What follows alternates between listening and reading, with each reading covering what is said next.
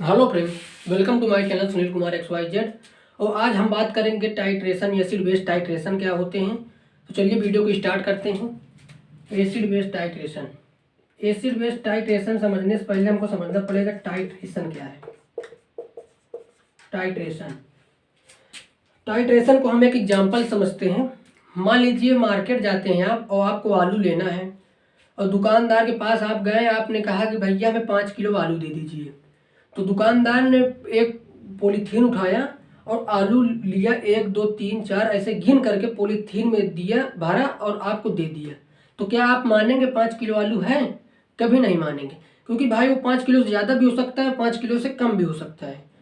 अगर वही दुकानदार यदि पेन तराजू लेता है और एक तरफ 5 किलो का बाट रखता है और एक तरफ आलू रखता है और उसको दोनों की इक्वल करता है दोनों को, तब आपको देता है, तब आप मानेंगे यस ये 5 किलो आलू है। This is called titration. यानी टाइट्रेशन में क्या होता है, एक कंसंट्रेशन हमें पता रहती है और एक की कंसंट्रेशन हमें नहीं पता रहती। यानी जिसकी पता रहती है उसकी हेल्प से हमें, जिसकी नहीं पता रहती उसको हम पता करते हैं, तो उसको कहते हैं टाइट्रेशन। यानी जो आलू था हमारा, आलू का कंसंट्रेशन हमें नहीं पता था और जो बटखरा था वहाँ पे लिखा था, वहाँ 5 किलो लिखा था और उसका कंसंट्रेशन हमें पता था। अब उनको दोनों को कंपेयर किया तो हमने बटखरे की हेल्प से आलू की कंसंट्रेशन को पता कर लिया कि यस ये भी 5 किलो है।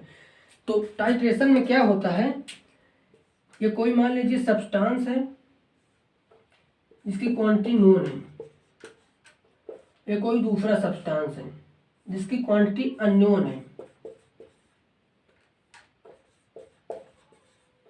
यानी नोन की हेल्प से अननोन की कंसंट्रेशन को पता करना, दिस इज कॉल्ड टाइट्रेशन। इसके हेल्प से हमने इसके कंसंट्रेशन पता कर लिया, जैसे हमने बटखरे की हेल्प से आलू की कंसंट्रेशन को पता कर लिया। यानी titration is the process in which determine the concentration of unknown substance with the help of known substance. तो अगर टाइट्रेशन में क्या होता है, हम दो चीज यूज करते हैं, एक आता है ब्यूरेट और एक होता है कोनिकल फ्लास्क। जिसकी क्वांटिटी हमें पता करनी है, जो हमारा एनालाइट होता है, जो हमारा अननोन सब्सटेंस होता है, उसको हमें सदैव कोनिकल फ्लास्क में रखना है और जिसकी हेल्प से हमें पता करनी है उसको हमको सदैव ब्यूरेट पे रखना है। यानी जो हमारा नॉन क्वांटिटी होगा, जो हमारा नॉन सब्सटेंस होगा, जो ब्यूरेट में होगा, ये हमारा नॉन होगा, इसका कंसंट्रेशन हमें पता रहता है। जो हमारा नॉन होगा उसको कहते हैं टाइट्रेंट।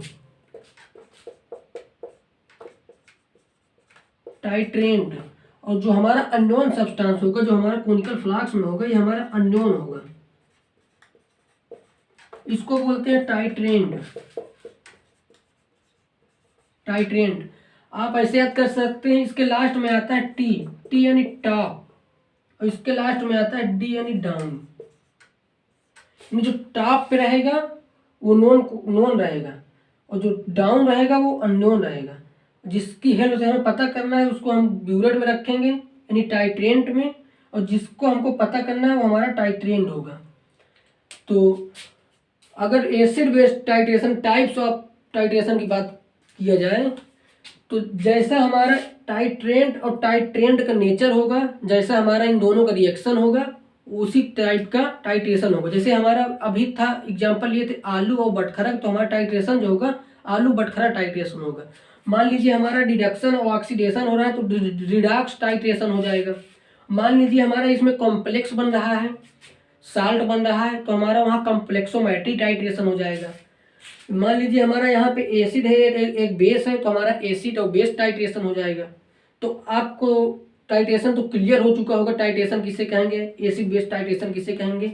एसिड बेस टाइट्रेशन में क्या होता है, एक में हमारा एसिड होगा और एक में हमारा बेस होगा। मान लीजिए इसमें एसिड है, इसमें बेस है, या इसमें बेस है या इसमें एसिड है। तो titration, the titration in which determine the concentration of unknown acid और base solution with the help of known acid और base solution is called acid base titration. तो आप टाइट्रेशन, एसिड बेस टाइट्रेशन समझ गए और titration आप समझ गए क्या होता है। अब आता है एक टाइप्स ऑफ टाइट्रेशन, यानी types, theory of acid base titration. ये पूरा प्रैक्टिकल बेस होता है, आप जब लैब में करेंगे तो आपको पता चलेगा। उसमें क्या होता है, एक हमारा सिंपल होता है, एक हमारा स्टैंडर्ड होता है। जो सिंपल हमारा होता है हम उसको कोनिकल फ्लास्क में रखते हैं, जो हमारा स्टैंडर्ड होता है वो हम उसको रखते हैं ब्यूरेट में। तो ये क्या होता है इसमें, मान लीजिए इसको थ्योरी जो होती है इसकी एसिड बेस टाइट्रेशन की, मान लीजिए determine the concentration of 0.1 normal NaOH solution और यूजिंग 0.1 नॉर्मल HCl सोल्यूशन। मान लीजिए हमको पता करना है 0.1 नॉर्मल हमारा HCl जिसको हमको पता करना है, जो हमारा एनालाइट है उसको हम कोनिकल फ्लास्क में भर लिए हैं, और जो हमारा 0.1 नॉर्मल है NaOH सोल्यूशन उसको हम ब्यूरेट में रख दिए। ये हमको पता है, इसका कंसंट्रेशन हमें पता है और इसका हमें पता करना है। तो मान लीजिए जो हमारा यहाँ रिएक्शन होगा एसिड और बेस का रिएक्शन होगा, तो हमारा ये एसिड बेस टाइट्रेशन है। कि हमारा यहाँ रिएक्शन क्या हो रहा है, NaOH प्लस HCl, और हमारा क्या बन रहा है, जो हमारा बन रहा है NaCl प्लस हमारा वाटर बन रहा है। तो जो NaCl है ये न्यूट्रल साल्ट है, तो इस रिएक्शन को बोलते हैं न्यूट्रलाइजेशन रिएक्शन, न्यूट्रलाइजेशन रिएक्शन। और इस टाइट्रेशन को बोलते हैं न्यूट्रलाइजेशन टाइट्रेशन, यानी हमारा क्या बन रहा है, न्यूट्रल साल्ट बन रहा है। जब एसिड और बेस रिएक्शन करते हैं तो न्यूट्रल साल्ट बनता है, इसीलिए एसिड बेस टाइट्रेशन को एक नाम से और जानते हैं, न्यूट्रलाइजेशन टाइट्रेशन। मान लीजिए एक एग्जांपल समझते हैं। मान लीजिए हमारा जो यहाँ हमारा HCl है और हमारा ऊपर NaOH है, और इसे हम ड्रॉप बाय ड्रॉप गिराते रहते हैं, और जो हमारा HCl सोल्यूशन है इसमें हमें एक चीज़ डालते हैं, इंडिकेटर। इसी में जो हमारा एनालाइट होता है कोनिकल फ्लास्क में ही हम इंडिकेटर डालते हैं। इंडिकेटर ये क्या होते हैं, इंडिकेटर यानी सूचक, जो हमें सूचना करते हैं, सूचित करते हैं, यानी इंडिकेट करते हैं हमें कि अब रिएक्शन रोक देनी चाहिए। यही हमें एंड पॉइंट दर्शाते हैं, एंड पॉइंट बताते हैं कि अब रिएक्शन को रोक देना चाहिए। ये क्या करते हैं, ये जनरली ये जो होते हैं वीक एसिड होते हैं या वीक बेस होते हैं, ये डाई ऑर्गेनिक होते हैं, डाई ऑर्गेनिक कंपाउंड होते हैं। और जैसे इंडिकेटर हमारे जैसे मान लीजिए फिनोप्थलीन है, फिनोप्थलीन का क्या होता है इंडिकेटर, एसिड में कलर दूसरा रहेगा और बेस में कलर दूसरा रहेगा। यानी जो इंडिकेटर फिनोप्थलीन हमारा है वो एसिड में रहेगा तो उसका कलर लेस रहेगा, यानी कोई कलर नहीं रहेगा, और जब बेस में जाएगा तो उसका कलर पिंक हो जाता है। तो जो अभी बेस है, हम यहाँ इंडिकेटर मान लीजिए फिनोप्थलीन डाले हैं और ये हमारा क्या है, एसिड है, तो अभी इंडिकेटर जो हमारा डाला है अभी इसका कलर कोई नहीं, कलर लेस है। और ऊपर से हम यहाँ से ड्रॉप बाय ड्रॉप NaOH गिराते रहेंगे, और हमारा मान लीजिए यहाँ पे हमारा जो HCl, जो हमारे HCl के पार्टिकल 10 पार्टिकल मान लीजिए हैं, और ऊपर से NaOH का जब ड्रॉप बाय ड्रॉप गिरता रहेगा, तो मान लीजिए एक NaOH गिरा ड्रॉप, तो हमारा ये NaOH जो हमारा एसिड है, NaOH गिरा तो हमारा क्या बन चुका है, वह साल्ट। 2 गिरा तो 2 साल्ट बन चुके, 3 गिरा 3, ऐसे जो हमारा यानी जो हमारा NaOH गिर रहा है और जो हमारा ये HCl है, जो हमारा एसिड है वो साल्ट बन जा रहा है। तो मान लीजिए 10 पार्टिकल हैं तो 1 2 3 4 ऐसे 9 ड्रॉप गिरे, 9 पार्टिकल गिरे, तो हमारा ये क्या बन गया, NaCl बन गया, साल्ट बन गया हमारा। अभी भी इस जो हमारा कोनिकल फ्लास्क में जो मीडियम है अभी भी एसिड है, क्योंकि हमारा अभी यहाँ पे एक पार्टिकल है, एक पार्टिकल अभी यहाँ पे है, यानी मीडियम हमारा जो है अभी एसिड है। और जैसे ही 10वां पार्टिकल गिरेगा NaOH का, अब पूरी तरह से यहाँ पे हमारा जो HCl था पूरी तरह से कंज्यूम हो चुका है, वो क्या बन चुका है, साल्ट बन चुका है। तो जैसे 10वां पार्टिकल गिरता है उस समय उसको कहते हैं इक्विवेलेंस पॉइंट। जब हमारा पूरा कंज्यूम हो जाता है HCl तो उसको बोलते हैं इक्विवेलेंस पॉइंट।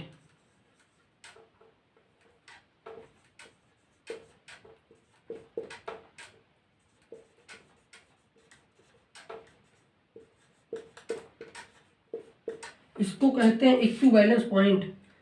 अब जो हमारा सोल्यूशन है या तो ना तो एसिड है और ना ये बेस है, और जैसे ही एक ड्रॉप NaOH का और इसमें गिरेगा, इसे एक ड्रॉप NaOH और यहाँ पे एक भी ड्रॉप गिरा, तो जो हमारा कलर पहले कलर लेस था अब वो हमारा कलर पिंक हो जाएगा। जैसे ही हमारा कलर पिंक होगा तुरंत हम रिएक्शन रोक देंगे, तो उसको कहते हैं एंड पॉइंट। एंड पॉइंट, यानी इंडिकेटर हमारा क्या दर्शाता है, एंड पॉइंट को दर्शाता है। जो हमारा हम इसमें इंडिकेटर डाले थे फिनोल्फ्थलीन, पहले फिर से देखिए, जैसे मान लीजिए हम यहाँ पे हमारा जो HCl हमारा जो एसिड है 10 पार्टिकल यहाँ HCl के हैं, और वहाँ से हम drop by drop 1 drop 2 drop 3 drop 4 drop ऐसे गिराएं, और हमारा जो एसिड है वो NaOH को पा करके साल्ट बनाता जा रहा है। जैसे साल्ट बनाते हैं जैसे 9 ड्रॉप गिर गया, लेकिन अभी भी यहाँ पे हमारा 1 ड्रॉप अभी भी जो मीडियम है हमारा वो अभी एसिड है, और जैसे ही 10वां पार्टिकल गिरा तो जो हमारा ये पूरा कंज्यूम हो चुका है एसिड क्या बन चुका है, बेस। अब इसमें ना तो एसिड है ना तो बेस है, ये न्यूट्रल है। उस समय उसको बोलेंगे हम इक्विवेलेंस पॉइंट। और जैसे ही 10 पार्टिकल से 11वां पार्टिकल गिरा, जैसे ही एक ड्रॉप और गिरा इसमें, तो हमारा जो पहले न्यूट्रल था उसके बाद जैसे एक ड्रॉप और गिरा पूरा बेस हो जाएगा, और जैसे ही बेस होगा बेस में फिनोल्फ्थलीन का कलर हो जाता है पिंक, और पिंक जैसे कलर होगा हम तुरंत यहाँ से रिएक्शन रोक देंगे, और यहाँ से हम रीडिंग देख लेंगे कितना रीडिंग है, और N1V2 बराबर N2V2 से हम कंसंट्रेशन पता कर लेंगे। ये फार्मूलेशन जो कंसंट्रेशन होगा उसको पता कर लेंगे, और हमारा यहाँ क्या है इक्विवेलेंस पॉइंट और एंड पॉइंट जो होता है, इक्विवेलेंस पॉइंट जो एंड पॉइंट होता है इसमें 1 ड्रॉप का फर्क होता है। तो आपको ये क्लियर हो चुका होगा इक्विवेलेंट पॉइंट और एंड पॉइंट। इसके बाद हम देखते हैं इंडिकेटर।